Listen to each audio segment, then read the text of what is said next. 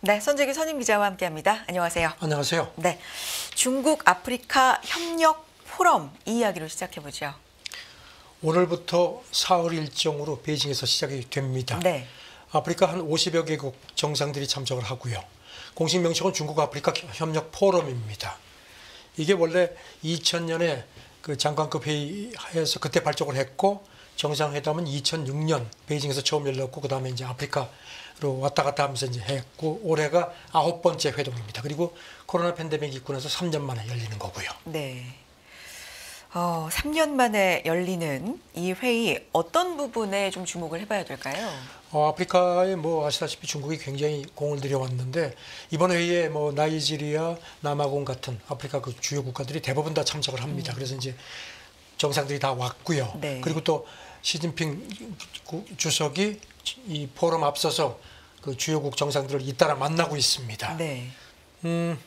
아시다시피 뭐 시진핑은 이른바 글로벌 사우스, 그러니까 남반구에 있는 신개도국들 이제 중국이 이제 맹주를 자처하면서 특히 굉장히 아프리카 쪽에 곡을 많이 들여왔죠.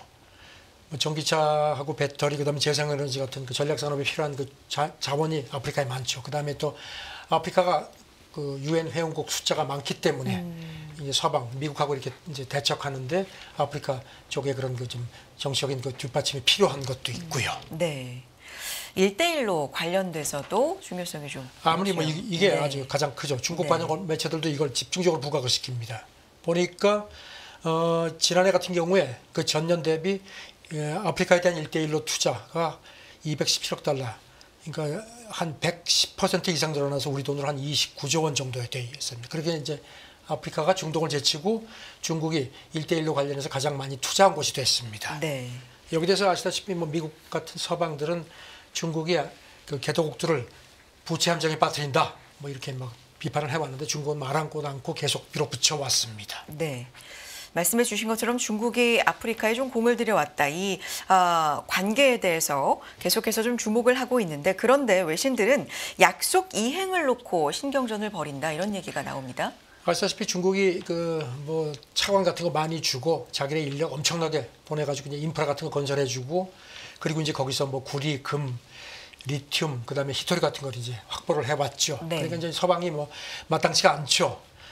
그래서 이제 서방 언론들이 이번 그 포럼을 관련해서 아프리카 정상들이 중국을 향해서 이번에 아마 약속 지켜라, 말만 하지 말고 이런 걸 계속 이제 압박을 할 것 같다는 그런 보도를 합니다. 네. 로이터는 이렇게 중국이 대규모 인프라 투자를 약속한 대가로다가 이제 특히 이번에 이제 미국 같은 데 때문에 전기차하고 태양광 패널 수출에 지금 상당한 차질이 빚어지니까 그거를 이제 아프리카 쪽으로 수출 시장을 또 돌리려는 그런 움직임을 보일 거라는 전망을 했고요. 네. 여기 대해서 이제 포럼에 참석하는 아프리카 정상들은 그 코로나 직전인 2021년 마지막 회동 때 한 3천억 달러 정도를 아프리카에서 수입하겠다고 약속을 했는데 제대로 지키지 않았다. 이거 어떻게 할 거냐? 이걸 집중적으로 추구할 거다. 또 이렇게 전 내다봤습니다. 네.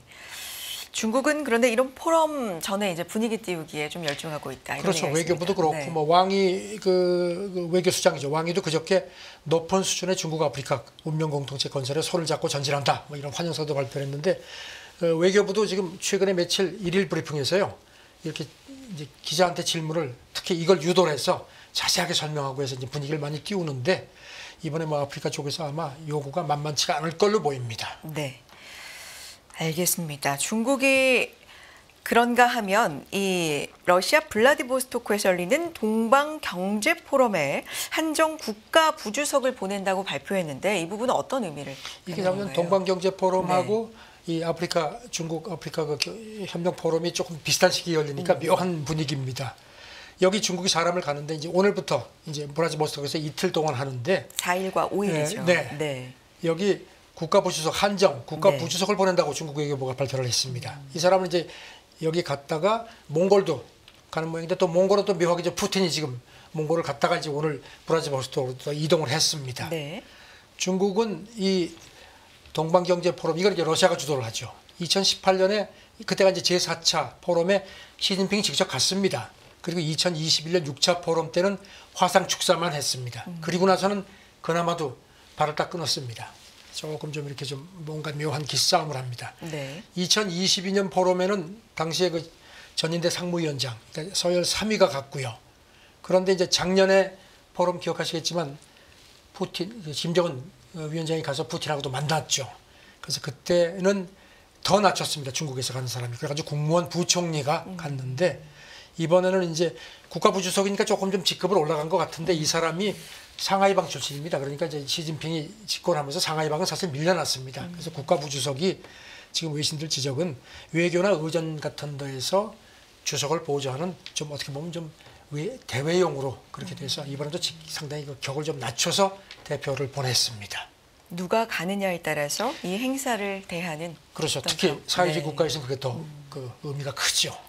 그런 부분에서의 또 의미, 해석되는 부분 좀 짚어봤고요. 몽골 얘기해 주셨는데 네, 공식 일정 어떻게 되는 겁니까? 푸틴이 네. 동방경제 포럼 참석에 앞서 몽골에 갔다가 이제 오늘 새벽에 브라지버스로 이동을 했는데 몽골에 하루 머물었는데요. 네. 이게 지금 문제가 되는 게 아시다시피 국제사법재판 형사재판소가 푸틴한테 체포영장을 발부를 한 상태죠. 네. 몽골은 여기 가맹국입니다. 그러니까 그 체포영장을 집행해야 할 의무가 있습니다. 그런데 몽골이 보란 듯이 레드 카펫 깔아놓고 아주 융숭하게 대접을 했습니다. 그리고 지금 들리는 얘기는 크렘린궁에서 미리 우리 혹시 거기 가면 푸틴 당신들 체포하지 않을 거죠 해서 확약을 받았다는 겁니다. 물론 뭐 몽골이 푸틴을 체포할 만큼 그렇게 간이 크지는 않을 겁니다. 네. 어쨌든지 그 체포영장 발부되고 나서 푸틴이 ICC 가맹국에 간 거는 이번이 처음입니다. 의미상으로. 그런데 레드카펫을 깔았다. 그리고 더군다나 네. 또 몽골 그 국제형사재판소에 몽골 사람 재판관이 임명이 된 지 네. 6개월밖에 안 됐습니다. 그러니까 더 서방으로서는 상당히 못마땅한 겁니다. 그래서 지금 미국 정치 전문 매체 폴리티코는 ICC가 가만히 안 있을 거다. 아마 기소할 거다 하는데 뭐 사실 기소해봐야 무슨 어떤 뭐 이렇게 실질적으로 할 수 있는 어떤 게 없습니다. 무력한 상태입니다. 정상회담에서 어떤 푸틴이 일이 아주 뭐 있습니까? 기분이 좋았죠. 네. 몽골 대통령하고 정상회담 하면서 모든 방향에서 관계가 발전하고 있다. 그러면서 다음 달 이제 말 러시아 카잔에서 브릭스 정상회담이 열리는데 오라고 초청을 했습니다. 그리고 이제 아시다시피 몽골은 지금 에너지를 거의 대부분 러시아에 의존하고 있는데 그러니까 러시아가 이제 몽골을 경유해서 중국으로 가는 두 번째 가스관을 지금 건설할 예정이거든요. 그러니까 이런 그러니까 아주 탄탄한 관계입니다. 알겠습니다. 다음 얘기 이제 미국 얘기 좀 해보도록 하겠습니다. 일단 10일에 TV 토론회 예정이 되어 있고요. 노동절 연휴를 또 보낸 미국입니다. 해리스 쪽, 트럼프 쪽 다 노동자 표심 잡기 여기에 좀 열을 올렸다고요.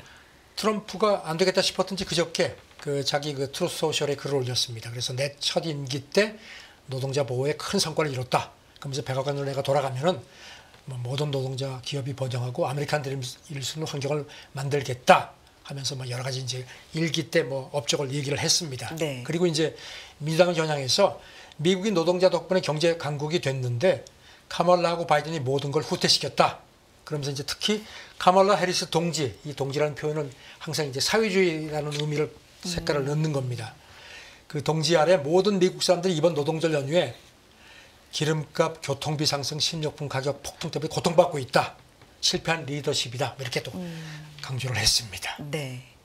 민주당 전국이 또 노동절을 맞아서 어떤 행보를 보였습니까? 민주당 쪽에서는 이제 특히 그 러스트벨트, 네. 미시간, 펜실베니아, 위스콘신 같은 그 경합주 쪽에다가 그 광고판을 설치를 했습니다. 그래서 이제 트럼프 얼굴에다가 트럼프는 반노조꾼이다 이렇게 써놓고 이제 부각시켰습니다. 그리고 이제 전국에서 대변인 성명이 나왔는데 네. 트럼프는 일하는 미국 사람한테는 신경 쓰지 않는 사람이라는 걸 자기 스스로 입증해 왔다.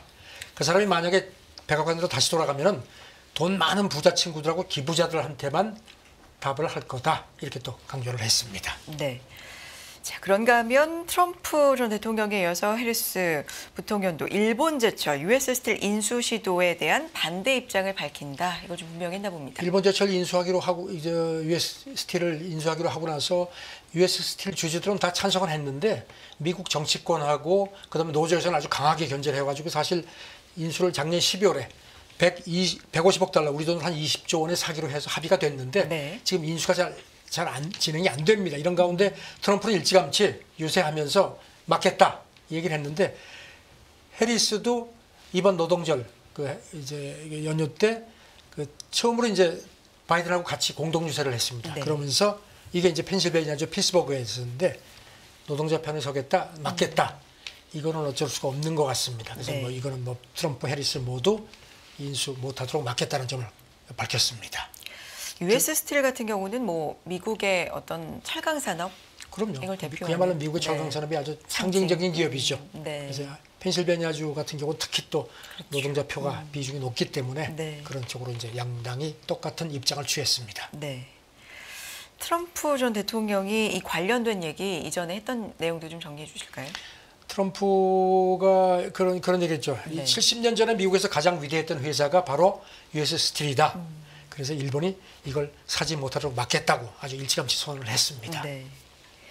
양 후보 모두 이쪽에 대해서는 좀 일치된 의견, 공약을 내놓고 있는 상황이고요. 다음 얘기 좀 해볼까요? 폭스바겐 경영난을 타개하기 위해서 독일 내 공장 폐쇄, 인력 구조 조정 얘기를 합니다. 추진하기로 한 거죠. 지금 참 폭스바겐이 흔들린 것 같습니다. 네. 지금 폭스바겐 그룹 CEO가 그저께 노사협의회를 했는데 독일 매체 보도를 보면 자동차 산업이 너무 어렵다, 심각하다 이런 얘기를 했다는 겁니다. 그러면서 네. 경영난 타개를 위해서 독일 내에 있는 공장 폐쇄하고 인력 구조 조정을 추진해야겠다는 식의 얘기를 했다는 겁니다. 독일의 폭스바겐은 지금 독일 안에 공장이 6곳이 있습니다. 그리고 폭스바겐 밑에 이제 고급 브랜드 아우디가 있죠. 여기는 지난 7월에 이미 스포츠 유틸리티차 그 생산 모델 중단을 발표했고 이거를 이제 벨기에 브뤼셀 공장에서 만들어 왔는데 거기를 폐쇄하는 걸 검토 중인 걸로 그렇게 밝힌 적이 있습니다. 하지만 폭스바겐이 1939년에 이제 출범을 했는데 독일 공장이 아직까지 문을 닫은 적은 없습니다. 그 정도로 지금 경영난이 심각한 걸로 나타났습니다. 그만큼 어렵다는 건데 구조 조정도 예고가 됐습니다. 지금 이것도 네. 하면은 지금 보면은 이제 독일 매체 보도는 최소한 공장 독일 내 공장 한 곳하고 이런 이제 구조 조정도 불가피한 상태인데 이렇게 되면 일자리가 한 독일 내에서 한 2만 개 정도가 사라질 것 같다. 지금 한 10만 명 정도가 독일 사람이 이제 독일 공장에서 일하고 있다는 겁니다. 네. 지금 경영난이 아주 심각한 것 같습니다. 그래서 이제 2026년까지 100억 유로, 우리 돈으로 한 14조 8천억 원 정도를 절감하겠다고 이미 발표를 했는데 거기다가 한 50억 유로를 더 추가 절감을 해야 할 것 같다는 그런 그 계획도 지금 보도가 됐고요. 네. 지금 뭐 그러니까 이제 여기서는 노조는 뭐 발끈합니다. 이건 뭐 우리에 대한 뭐 공격이다 가만 안 있겠다 하고 독일에서 제일 큰 산별 노조가 이제 이게 메탈 금속 노조인데 폭스바겐 금가를 뒤흔드는 무책임한 계획이다 하는데 회사가 지금 뭐 독일이 경제가 연 같지가 않습니다. 알겠습니다. 다음 얘기 넘어가 봅니다. 러시아에서 군사 분야에 특화된 메신저가 개발됐다고요? 텔레그램이 그 공동 창업자가 프랑스에 체포됐죠. 그 이것도 아마 좀 영향이 있는 것 같은데 지금 러시아 매체 보도를 보니까 러시아가 이제 그동안은 텔레그램을 이제 군사 용도로도 써왔는데 네. 이렇게 되면 야 이거 뭐 혹시라도 무슨 문제가 있겠다 싶어서 그런지 자체적으로 그 군사 분야에 특화된 메신저를 개발을 해서 지금 일단 그 테스트를 성공을 했다는 게 현지 매체 보도입니다. 네. 이 메신저만의 뭐 특징이 그럼 있을까요? 서버에 접속할 네. 필요 없이 채팅식으로 해서 지리 데이터하고 전장 정보를 공유할 수 있는 게 특징이라는 게 현지 매체 설명입니다. 네. 그 사실 텔레그램은 뭐 국민 메신저를 통할 만큼 러시아에서 널리 사용돼 왔는데 문제는 이제 이게 통제가 좀 어렵고 이제 그런 게 이제 문제라는 겁니다. 그래서 이제 러시아 내에서도 이거를 군사용으로 계속 쓰는 게 안전하지 않다는 그런 지적이 많았거든요. 그러다가 네. 이제 이 텔레그램 공동 작업자가 프랑스에 체포되니까. 체포되는 바람에 이게 네. 더욱더 이제 속도가 빨라졌다는 겁니다. 그래서 대안을 좀 찾으려고 속도를 냈고 개발이 됐고 이게 그러면 사용이 지금 뭐 되는 건가요? 그렇죠. 지금 뭐 사용되고 되고 있죠. 있다. 네. 네. 우리도 지금 딥페이크 문제 때문에 지금 그럼요. 정부에서 텔레그램 쪽하다가 이렇게 무슨 뭐 메시지 서로 소통을 하고 있다고 그렇게 발표를 했습니다. 알겠습니다. 자, 다음 얘기 그럼 가볼까요? 과잉 관광이 사회적 문제가 되면서 유럽에서 견제 움직임이 좀 확산되고 있다. 어떤 스토리가 있습니까? 참 관광객 끌어들이려고 상당히 노력을 하는 게 대부분의 국가들인데 그렇죠. 유럽 같은 경우는 특히 그 뭐 스페인, 이탈리아 같은 데는 지금 관광객이 너무 많이 오니까 오히려 지금 뭐 이 과잉 관광, 오버 투어리즘이 사회적인 문제가 되어 있습니다. 그래서 네. 지금 보니까 스페인 같은 경우는요, 올 들어서 지난 7월까지 들어온 외국 관광객이 5천만 명이 넘는 걸로 되어 있습니다.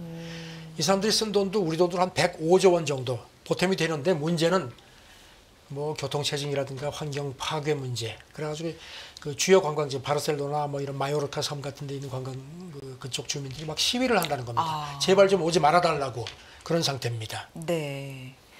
그 정도군요. 그러니까 여러 가지 부작용이 좀 있기 때문에. 네. 네. 그래서 지금 보니까 이탈리아도 그렇고 오늘 새벽에 들어온 걸 보니까 뉴질랜드 같은 경우도 이미 이제 관광객이 들어오면 이제 관광세를 받는데 그걸 네. 대폭 올리는 모양입니다. 네. 이탈리아 같은 데는 지금 그 도시하고 호텔 등급에 따라서 많게는 이제 지금도 하루에 한 우리 돈으로 한 7,400원 정도 관광세를 받는데 이거를 37,000원까지 올리는 방안을 좀 추진하는 걸로 되어 있습니다. 네.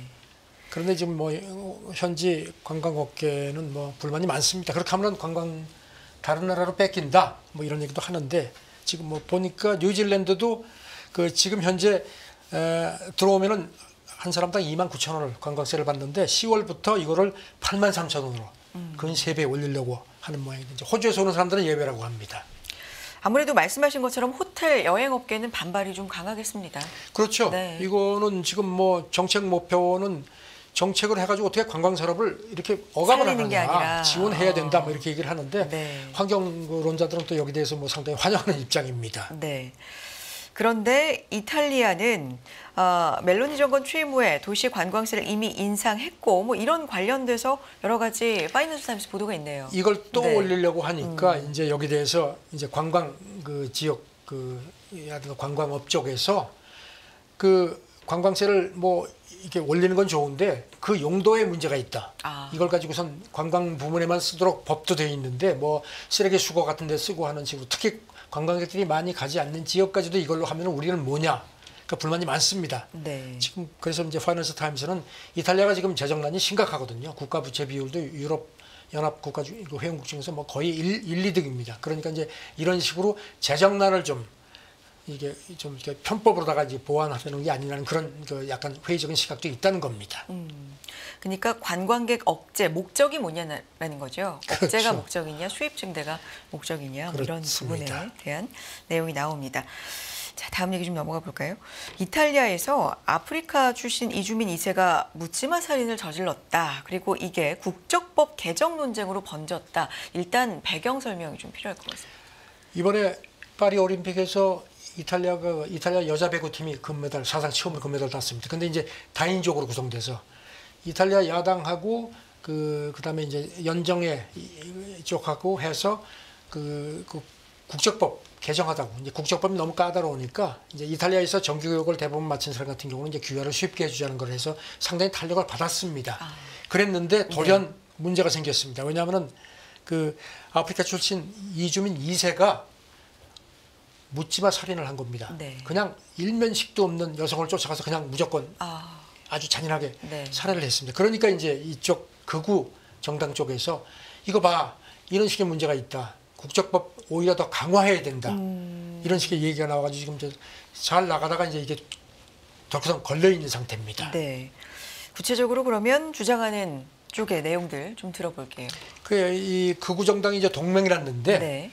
거리를 활보하며 할 일 없이 그러니까 이 사람이 이제 실업자라고 했습니다. 실업자라고 이제 보도가 됐는데요. 증오하고 살해하는 또 다른 위험이 지금 엄청나게 많다. 그러니까 이민자 이런 식의 이민자 2세 이런 사람들에 대한 그 경계를 더욱 강화를 해야 된다. 그리고 중대 범죄자는 시민권도 박탈하는 쪽으로 오히려 강화를 하는 게 필요하다. 이렇게 주장을 합니다. 여기 대해서 네. 이제 반대하는 그 정치라든가 이런 그 민간 단체에서는 특정 사안을 가지고 이런 식으로 인종차별이라든가 이런 식으로 확대 해석하는 건 이건 부끄러운 일이다 얘기를 하는데 이탈리아 내에서 이제 이런 유럽 내에 사실 이렇게 반이민 정서가 지금 자꾸 불거지는데 그런 맥락으로 지금 보입니다. 알겠습니다. 여기까지 듣도록 하겠고요. 또 새로운 소식 기대하겠습니다. 국제뉴스 선주교 선임기자와 함께했습니다. 고맙습니다. 네, 감사합니다. 100세 시대는 옛말, 이제는 120세 시대를 준비해야 합니다. 여러분은 어떤 준비를 하고 계신가요? 나의 미래를 단단하게 만드는 가장 현실적인 세 가지 도구. 세 가지 도구가 준비된 자만이 더 나은 미래의 주인이 될 수 있습니다. 흔들리지 않는 미래를 위한 인생 전략. 지금 만나보세요.